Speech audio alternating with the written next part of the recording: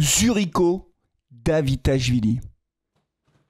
Zurico Davitashvili. Ah bah, ah les amis, je suis obligé de faire une vidéo après ce match amical et cette victoire de l'AS Saint-Etienne, première victoire de la saison face à Villarreal. Les Verts se sont imposés 3-1. J'avais pas forcément prévu de faire un débrief, j'ai regardé le match évidemment en direct, mais alors, Zurico. Ah mais Zurico, sur son premier but, dites-moi pas que c'est pas vrai. Ah bah, quand j'ai vu son but, c'était ma réaction ça. Mais dis-moi pas que c'est pas vrai! Ah bah oui, mais quel but, mais quel deuxième mi-temps de Zurico. Alors on va en parler évidemment, on va refaire rapidement le débrief. Je dirais un mot du mercato aussi de l'AS Saint-Etienne, parce qu'il y a des noms qui circulent, ça s'agite un peu en coulisses, donc c'est intéressant de suivre tout ça. On a un mercato franchement qui est plutôt sympa à suivre cette année, vraiment ça change les amis. Larry Tenenbaum. Ouais, ça change de d'habitude, on a des noms qui circulent et des noms qui peuvent être intéressants, des noms que je ne connaissais pas pour la plupart d'entre eux, c'est ça aussi qui est intéressant, c'est qu'on découvre des joueurs. Donc je parlerai ça en fin de mercato. Je dirais quand même un mot, désolé, je suis obligé. Je n'ai pas le choix, je suis obligé de vous dire un mot sur les JO parce que ça a démarré et je suis un dingue de sport et donc forcément les JO ça me passionne les amis. Allez, on démarre tout de suite avec ce match face à Villarreal, c'était le deuxième match amical de préparation de cette saison qui arrive à grands pas. Ça y est, on s'approche du début de saison. Les Verts qui jouaient contre Villarreal, une bonne équipe de Liga, donc c'était un match test important, même si, attention, petit message de service encore une fois, ne tirons pas des conclusions définitives d'un match amical alors que nous sommes au début de la préparation, blablabla. Oui, tout ça on le sait, mais quand même, je trouve cette victoire très intéressante. Alors comme face au Clermont Foot, j'ai envie de dire, on a vraiment eu un match en deux temps avec une première mi-temps qui a été assez ennuyeuse, peut-être même on aurait pu dire inquiétante. C'est-à-dire que si on avait eu une deuxième mi-temps du même tonneau que la première, alors là on se serait dit mince, là on a un gros problème. Pourquoi? Qu'est-ce qui s'est passé en première mi-temps? Côté stéphanois, il n'y a pas eu beaucoup d'occasions. Il y a eu une frappe de Sissoko de l'extérieur de la surface de réparation. Sissoko qui était rentré à la place de Wadji qui s'est blessé dès la 3e minute.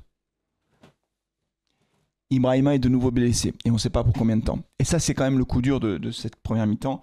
De toute façon, Ibrahima Wadji, je vous l'ai déjà dit, il est fragile, hein, très clairement. Vraiment, il a la poisse, je ne sais pas, ou je ne sais pas ce qui se passe. Mais de toute façon, je ne critiquerai jamais Ibrahima Wadji. Son but face à Metz, c'est un totem d'immunité en fait, pour toujours. Quoi qu'il fasse, quoi qu'il rate, jamais je ne critiquerai Ibrahima Wadji. Mais en tout cas, il s'est blessé, donc Sissoko est rentré. Il a tenté une frappe de loin, Sissoko, qui n'était pas cadré, mais qui était plutôt pas mal, une espèce de demi-volée. On a Cafaro aussi qui a essayé de frapper de loin.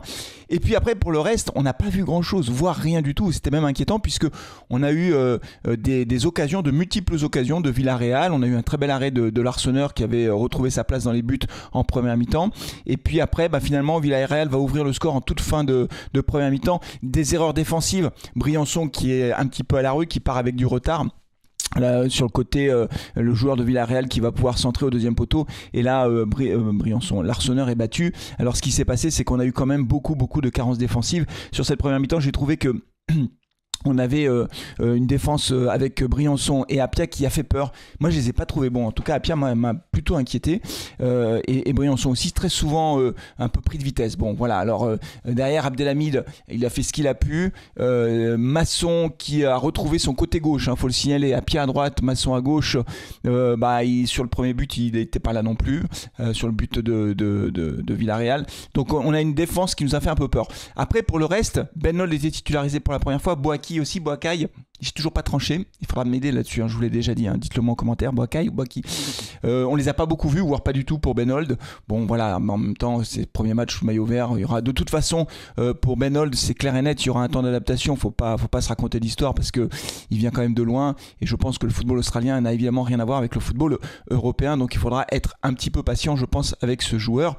Voilà, et donc première mi-temps, on revient au vestiaire mené 1-0, et la deuxième mi-temps, rien à voir. Alors beaucoup de changements encore une fois, à noter quand même que Gauthier restait sur le terrain, Mouton était titulaire aussi, moi je les ai trouvés pas inintéressants tous les deux, d'ailleurs comme face au Clermont Foot.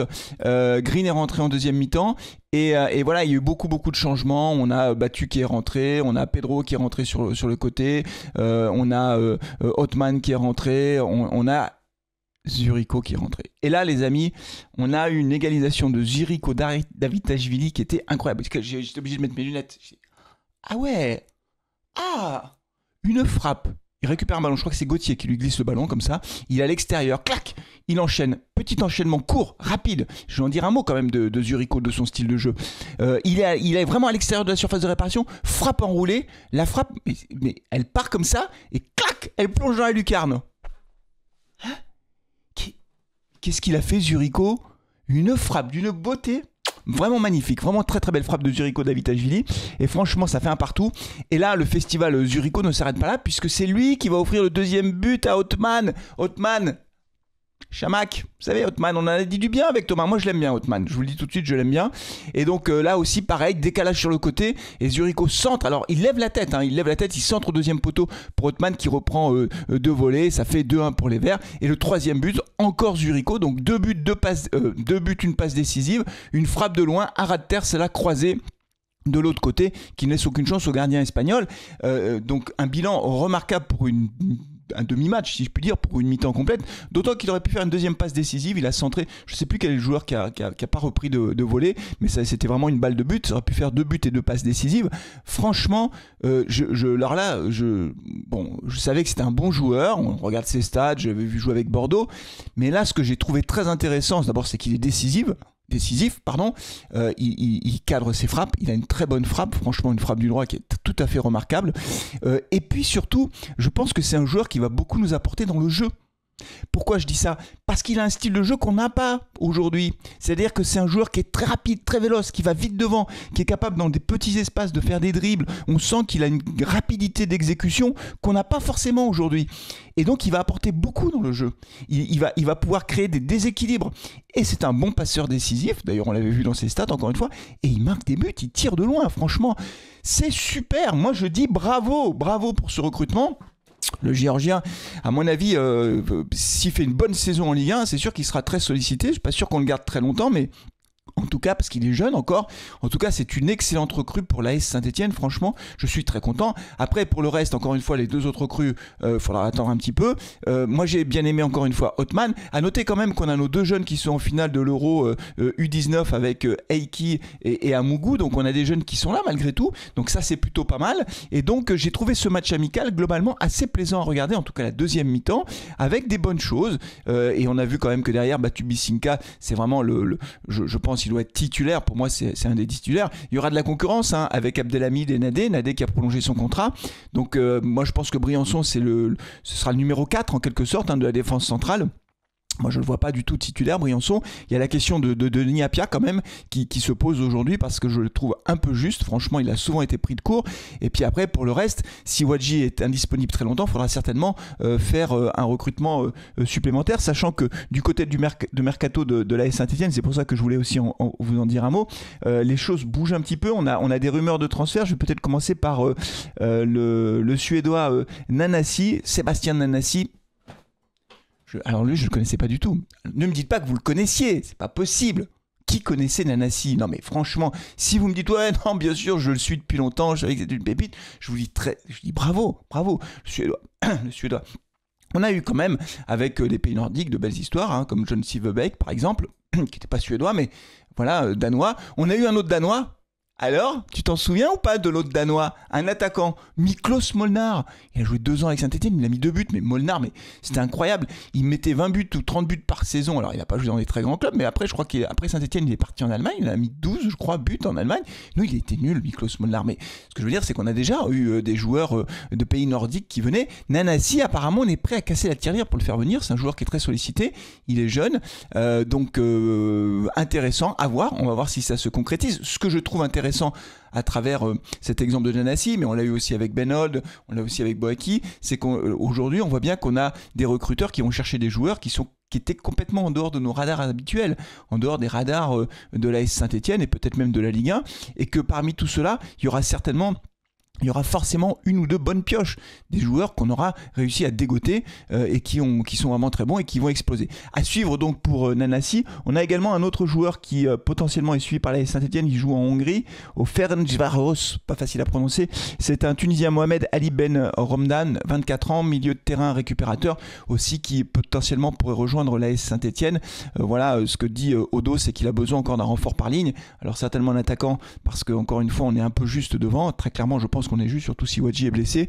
Milieu de terrain aussi, je pense qu'il faut quand même qu'on se renforce.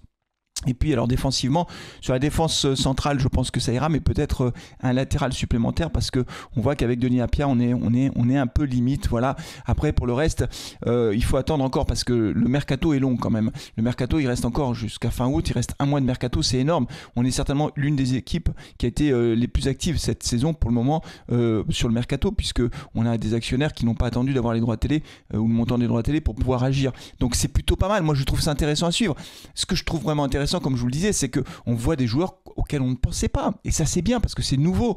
Et donc, ça donne envie de les voir, les joueurs. Franchement, ça donne envie de les voir. Alors, Zurico, qui est très fort, lui, Zurico, on le connaissait parce qu'il jouait en Ligue 2. Mais ça fait quand même plaisir de voir des nouveaux joueurs sous le maillot de la AS Saint-Etienne. Franchement, c'est très bien. À noter que du côté de Cardona, je suis pas sûr que la piste soit complètement éteinte. Je vais vous dire pourquoi. Parce que je pense que Odo a envie de la voir. Mais pour autant, je ne suis pas sûr qu'Augsbourg le lâche facilement. Et puis, on a quand même sur les côtés, maintenant, on a beaucoup de joueurs. On a Boaki, on a Zurico qui peut jouer aussi sur les côtés. On a Cafaro. Voilà, on a quand même pas mal de joueurs. Benold aussi, potentiellement. Donc, la concurrence sera rude, mais tant mieux. Tant mieux. De toute façon, on a besoin d'avoir un banc avec beaucoup de joueurs parce que la saison sera longue. Il y aura des blessés, il y aura des suspendus, il y aura plein de choses. Donc, on aura besoin d'avoir un banc suffisamment performant pour pouvoir espérer passer une saison en Ligue 1 tranquille. C'est ça l'objectif, hein. Passer une saison en Ligue 1 tranquille, ne pas se mettre de pression avec un éventuel maintien et donc être tranquille le plus vite possible sur le maintien de la AS Saint-Etienne. Un mot pour terminer les amis sur les JO. Je regarde assez peu la télé, mais là je vais essayer de tout regarder le plus possible. Alors je suis pas en vacances, hein, donc évidemment quand je travaille, je regarde pas la télé, mais le soir, je vais essayer de regarder un maximum de choses. On a eu une première journée qui a été très bonne pour l'équipe de France d'une façon générale. Moi je regarde le tennis de table, j'adore le tennis de table, j'ai joué énormément au tennis de table. Ma maman était une grande championne de tennis de table. Triple médaille d'or aux Jeux universitaires de l'Afrique de l'Est pour Madagascar, elle a porté les couleurs de Madagascar. Donc triple médaille d'or, double dame, double mixte et simple dame. Donc une grande pongiste, maman qui, si elle me regarde, évidemment, c'est que je pense à elle. Et donc, oui, en fait, on a une délégation française qui va faire, je pense, des super Jeux Olympiques. Pensez peut-être le 5 août à regarder en fin de journée la natation artistique parce que l'équipe de France va plonger dans le bassin pour cette compétition si difficile. Toutes les compétitions sont difficiles pour les JO. Et donc, il y aura parmi la délégation française, F. Planet, qui est Sébazaire, et donc qui va peut-être nous ramener une première médaille à Sébazaire, une première médaille olympique. Je serai derrière elle, évidemment, comme toute la ville, comme toute la France, on sera derrière l'équipe de France. Et voilà, et donc regardez, c'est trop beau, le sport, c'est trop beau quand on voit ces athlètes qui gagnent une médaille de bronze, la communion avec le public, c'est beau, le sport, c'est beau, les valeurs de l'olympisme, c'est beau. Voilà, j'adore ça et je comprends pas qu'il y en ait qui n'aiment pas ça, qui n'aiment pas les JO, alors qui regardent pas très bien, mais qui disent oh les JO, machin, truc. Enfin, voilà, c'est beau le sport, c'est beau, l'effort, la récompense, c'est magnifique, voilà. Donc regardez les JO si vous avez un peu de temps. Franchement, même des sports que vous ne connaissez pas ou que vous ne regardez jamais, c'est aussi ça la magie des JO. C'est qu'on se passionne pour une compétition parce que vous avez un Français ou une Française en finale. Vous regardez jamais ce sport d'habitude et là vous êtes derrière lui pour espérer récupérer une médaille. C'est ça aussi la magie des JO. Profitez-en. Ils sont en France, on a les bons horaires pour regarder les compétitions, donc il faut en profiter à fond. Regardez tout ce que vous pouvez les amis. C'est tout pour aujourd'hui, c'est tout. Merci d'avoir suivi cette vidéo. N'oubliez pas de vous abonner à la chaîne si ce n'est pas déjà fait. On se retrouve très vite pour d'autres aventures et je vais encore regarder le but de Zurico le premier. Clac. C'est tout. Prenez soin de vous, de vos proches et allez les Verts. Ciao.